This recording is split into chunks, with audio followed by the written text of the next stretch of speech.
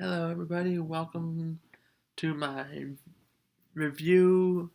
This one's for The Walking Dead, Season 8, Episode 11. This episode was titled Dead or Alive or. Now, as we saw in the final scene, which was a very good scene, I'll get to in the end of my review probably, but Negan does reference. It is from Negan. We get the dead or alive or quote from him. I believe I've only seen the episode once, but I believe it's something like dead or alive or something else or something worse, something along those lines. But is inferred to be dead or alive or a walker, something like that. I loved his terminology in that scene. It was classic Negan, but he can just take any situation and just make light of it, even the darkest situation where he's talking about basically killing people and just letting them turn, and he's just laughing about it. So, love him, hate him, but anyway, what I'm gonna do with this review. I'm gonna do it in sections. One section is gonna talk about each section is gonna talk about a different group and everything they did in the episode. I am not going in order. I very rarely go in order, as you know. I mean, I have in the past, yes. I have gone in order as best as I could, but with the way the episodes have been shot lately, I feel it's better for me to just, for example, review all the Gabriel and Carson stuff, then review all the Negan stuff, then review all the Hilltop stuff, and just kind of wrap it all together. So this might not be in the order of events because they did bounce between all different locations, but I will make sure I cover as much as I possibly can.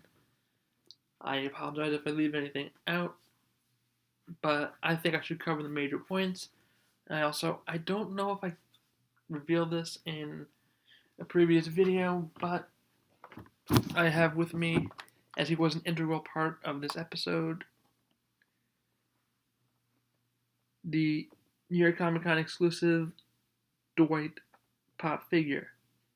As you can see, it is post Iron Dwight, and I'm not going to take it out right now because it is an exclusive. But from seeing pictures online, he is wearing Daryl's vest, I believe. So that's pretty cool. He does not have the crossbow, but he is wearing Daryl's vest because he did wear it up until the mid-season finale of season 8. So it makes sense that they would give it to him. Daryl did not get his vest back until the season 8 mid-season finale. So I think it's a really cool piece. I was pretty ecstatic when they announced that was going to be the exclusive for New York Comic Con, and that's the Comic Con that I happen to be going to. I did have to do some hunting for it, but it was well worth it. I have not gone the past few years, so it was a nice experience, nice little piece to add to my collection.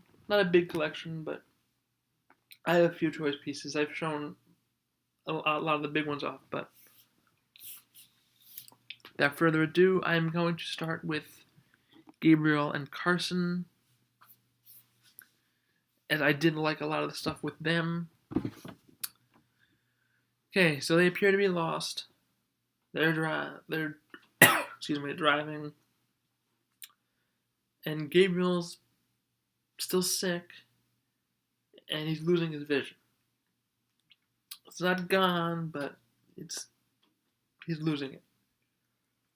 And as a result of that, anybody who has seen any kind of Daredevil movie or anything of that sort, your other senses will compensate. So his hearing is heightened. So he's hearing things, and Dr. Carson doesn't know what he's talking about. He hears that walker from down the street, the chains, from the bear trap. Carson doesn't hear it. But, Gabriel looks out and sees it there, and he can kind of make out a little bit, but again, he has that, they showed it from his perspective, very narrow field of vision. Like, no peripherals at all, just very glossy, very, very poor vision. But they were a well-oiled team for the most part. Carson was the eyes, Gabriel was the ears. That was cool. He used his heightened hearing to hear what he thought was a bell. I'm going to go out on a limb and say it was the sign rattling that we see later on. But it takes him to this broadcast station, and lo and behold, they search it, they find medicine. They find not just medicine, they happen to find what Carson would call luck, but Gabriel would call faith. And, that God did this, that it was God's hand that, guiding them on the right path, that he led them there, and he led them to the meds. And every time Carson doubts it, and it's like, no, how can you be sure? He basically gets proven wrong. I loved it, and I love the scene. I don't remember exactly, but I want to say it's after the medicine. Either after the medicine or after they find the car keys. I think it's after the medicine. Don't quote me on that, but that's what I believe. And he's just, I'm not saying anything. No words. That's because it's basically everything Gabriel has been saying appears like it's coming true, like he's some sort of prophet. Unfortunately, it does not play out all too beautifully, but it's a nice little run. So, Gabriel's fever is better. Still can't see really for beans, but so Carson gets caught in the bear trap because he did not have the hearing like Gabriel did. He did not hear the sign that warned of the bear traps. Gabriel was actually able to hear it, and he was able to basically make out that it was a warning, and he attempted to warn Carson, but it was too late. He set the bear traps. Two walkers get caught in the bear traps, as was kind of obviously foreshadowed. There were two other traps there. Actually, a few others, because Gabriel just missed two. Oh, those might have been the two that the walkers later got stuck in. So Carson's grappling with them. He takes out like one or two. And Gabriel picks up a gun, just is trying to shoot, trying to aim, but he can't really judge his sight. So what does he do? He closes his eyes and just goes on faith, takes a leap of faith and just pulls the trigger and happens to not kill Carson, but takes out the walker in one of his most badass moments. That's up there. That's one of his standout moments for me from Father G. So they get to the car, vehicle, Jeep, whatever it was, and alerted by the gunfire, the saviors come rolling up. They take him captive. Carson comes up with the idea, basically, what, I'm not going to go down. I'm not going to be taken back there and being held hostage again. He takes one of the saviors' guns, but one of the other saviors shoots him dead. It's kind of stupid. Negan wants the doctor alive. A, so he can kind of say, well, what happened? Why'd you escape? B, he's the only doctor.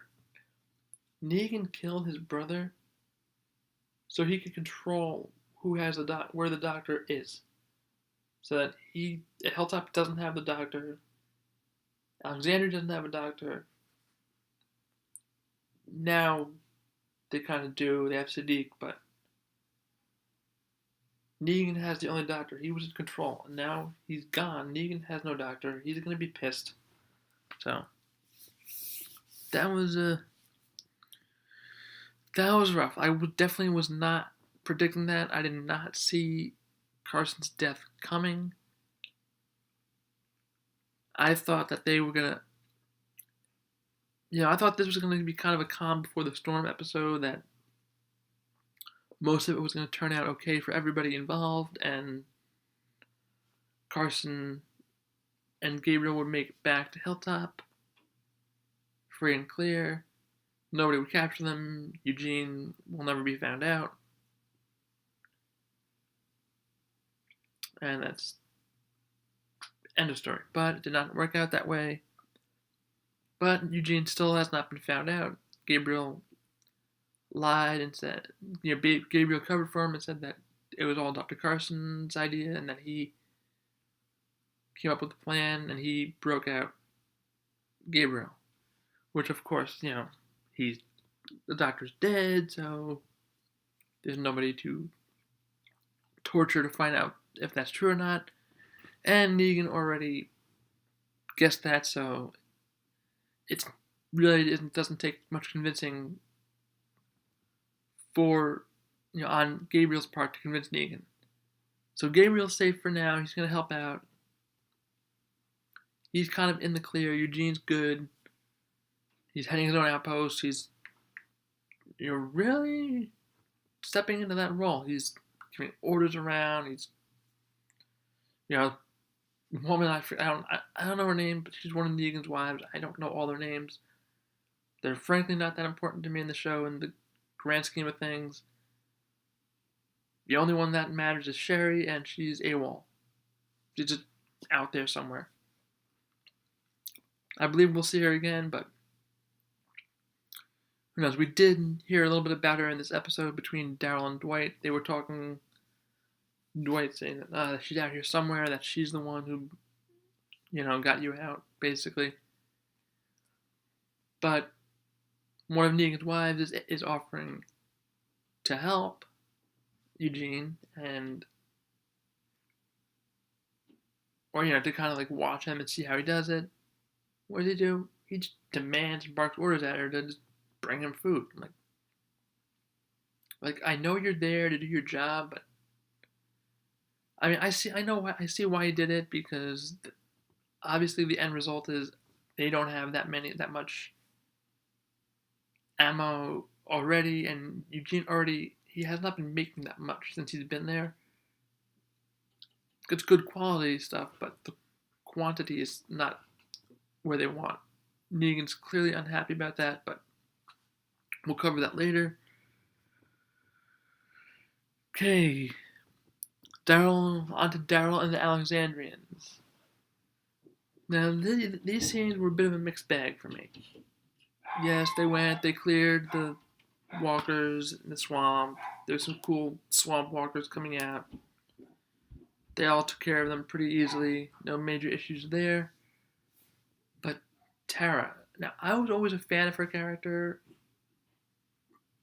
For a while, I felt she redeemed herself from being with the governor. Now, granted, okay, you can make the argument she really wasn't with him. She didn't fire a shot. That's why Rick called her out. She dropped her gun, and basically ran and just hid. She froze. She did not want to be part of just people just killing. She eagerly sided with him because it seemed like it was better than what they were doing then, but she didn't do anything wrong. She just went along with it. Yes, she was a party to it, but she didn't assist. Now, as Dwight is concerned, he might have proved himself big time in this episode, but from their perspective, he did kill people. He killed Denise. And obviously, Tara's never going to be cool with that, and I understand that. But they've already seen how their actions, by not sticking with the plan, have completely screwed the plan. They cannot afford to go off plan. Their objective, get to Hilltop, get everyone there safely. And what's she doing? She's luring Dwight away, shooting at him, throwing walkers on him. It's not helpful to the team, to the group. It's not. You want to hate Dwight? Go for it. You have every right to hate him. He killed your girlfriend. It's fine. Daryl hates him for what he was put through. But he murdered the saviors without hesitation. He just took them out. You cannot go back there. Well, from that point, we were prior to this episode, we were assuming that they all knew that Dwight betrayed them, but Laura's missing. The one the one with the barcode on her neck, thingy, that tattoo lady. She's missing. So the Saviors still think Dwight's on their side, and they welcome him with open arms and gave him a gun when they saw him. So he's in the perfect position to work as an inside man again. That was great. I love that.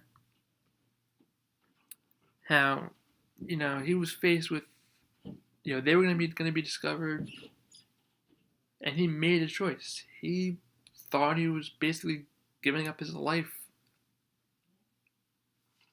for the Alexandrians, but he didn't. He got them away. He said, "Don't go through there. I just came from there. It's infested, etc." And he made up the story that he survived the ambush.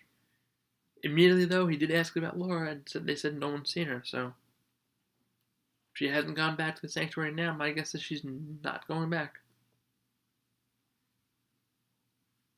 I mean, I don't think they're going to leave that loose end hanging. I think eventually it's going to come true, but I think Dwight's going to be okay, at least for the foreseeable future. So they clear the swamp, then they get to the hilltop. Then we have the hilltop scenes, everybody finding out about Carl. That was emotional. Especially Enid, she broke down. I mean, in the trailer promo for that episode, I knew that's what it was about. I knew then and there that she was that was the moment she found out about it. It's awful moment, tragic moment. Thank you, Scott Gimple. And we have Carol and Morgan are having a talk. They're debating about what to do with Henry, and they ultimately decide to lie to him and not tell him the truth about who killed his brother to save him from wanting to go kill somebody else. He's already murdered Gavin for no reason. There was no reason to kill Gavin.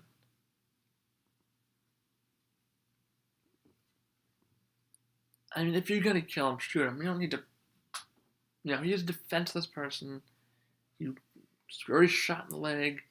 Take him prisoner.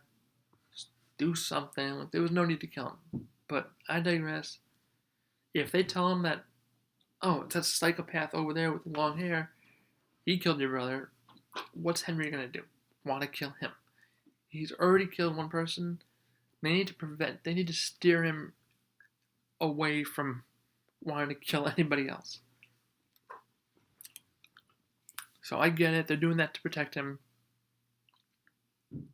And it's the smart play. I agree with that completely. And now, I do want Jared to get a spear through the neck more than pretty much anybody in the show, even more than Simon. Simon's a more likable guy. He's a loose cannon, but he's still more likable, oddly enough. What else? They're running low on rations. Maggie wants to cut the prisoners' rations off, but they end up cutting everybody's rations to a quarter, and the prisoners will be let out 2 at a time for chores and fresh air, etc. That's pretty cool. Siddiq offers his services to Maggie for that he does have medical training. And that, I think, is the moment where Maggie realizes, you know what? Maybe I can let the saviors out. Maybe they can work a little bit, take them out, supervise 2 at a time. She doesn't have to be this brutal person right there. She already killed one of them guys in front of him. Just, be chill for a little bit. Alright, to Negan and our good friend Eugene. Eugene's outpost, we discussed that a little bit. Gabriel's brought their work. Creepy ass priest. I love that scene in season 7 where he's like, "Holy crap, you are creepy as shit." Or, that whole scene, I thought that was hysterical. Sneaking up on me with that collar and that freaky ass smile. Gotta love Negan, man. JDM. Knocking it out of the park there. Alright, so we have the early scene, Negan and Eugene discussing his outpost, as well as what his plans are for Gabriel and Karsten. Eugene doesn't venture a guess, but he does support Negan's hunch about it being Karsten being a weasel. And one of my favorite parts of the episode, Eugene, after Negan expresses his displeasure about the lack of bullet production, Eugene comes up with this idea, not a bad idea, but it's a psychological warfare type idea, and it's almost like something out of Monty Python. Yeah, it's almost like something out of Monty Python. I'm going to stick with that. Of building a catapult and launching walker parts, heads, arms, legs, torsos, etc., over the wall at the hilltop. Like, that's not going to do anything except for psych them out. But a rose sprung out of this shit, as per Negan, and that rose being covering all their weapons in walker guts, which is a moment straight out of the comics, and I love it. I wasn't sure if they would do it in the show, because it works in the comics. I should put a spoiler alert there, I apologize, but spoiler alert again, it works in the comics. And in the comics, you do turn no matter how you die, unless the brain is destroyed, because it happened with Shane. Once Rick realized that, he went back and he put down Shane. Shane turned and he was shot in the neck. So that rule still applies in the show. If your brain's not destroyed, you will turn. So my theory is it will work in the show. I don't know who it's going to happen to in the show, but keep an eye out on that. That is a key moment from the comics. I am excited to see it in the show as well. So no more spoilers. I apologize for that. But I'm not saying who gets it in the comics. I am just saying I'm excited to see how it happens in the show. My best guess is they don't necessarily turn from that, but they might get sick from the guts getting in them, and then they die unless treated. But they're not necessarily going to know why they're getting sick. They're not going to know right away. That's the whole point. It's germ warfare. Negan is employing germ warfare, and it's improvising. They don't have a lot of weapons, so go in there with arrows or hatchets and things like that, and just injure them. You don't have to kill them. Just injure them. They'll eventually. The plan is to let them eventually turn and take each other out from them from within. It's a pretty cool plan, and I can't wait to see it. In action probably next week, if not the week after, but probably next week, if I had to guess, but don't quote me on that. There's no scenes of that stuff happening. There are scenes of them gunning up their weapons a little bit, so they are preparing to do it, but it's unclear when the ambush happens in the episode. So, okay, Walker Kill of the Week. This is it's almost a toss-up between Dwight and Gabriel. I gave it to Dwight because he had the freaking walker thrown at him. Yeah, that was like something that was like way back when Tomas did that to Rick in season 3 at the prison. That's what made me I was like, you know what? I was half hoping for Tara to get it in this episode, and just in her chasing Dwight, something happened to her. Either she got shot or injured or bitten somehow or something. I was expecting it. I was half hoping for it because I'm like, you don't do that. He doesn't even have a weapon. Like, if he was going to go back to the Sabres, he would have gone back already. Like, he's not one of them.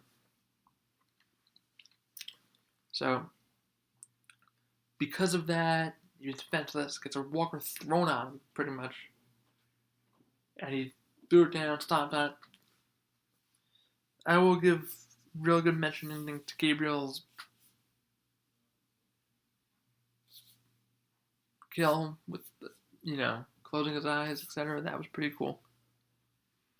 Okay, I'm going to wrap this up. Top 5 moments. 5 is Tara versus Dwight.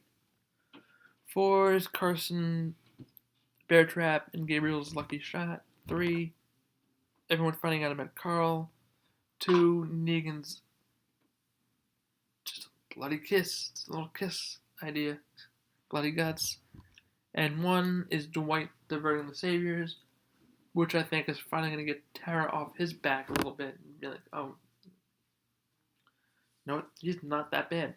It's near there. Maybe there is some good in him. Alright, I'm going to give this one a perfect 10 out of 10. I thoroughly enjoyed it. Even the Tara stuff, which annoyed me a little bit, I still enjoyed everything. So, I'm going to wrap this one up here, guys. It was a long one. I apologize for that. And I'll have the predictions video up shortly. Enjoy the rest of your week.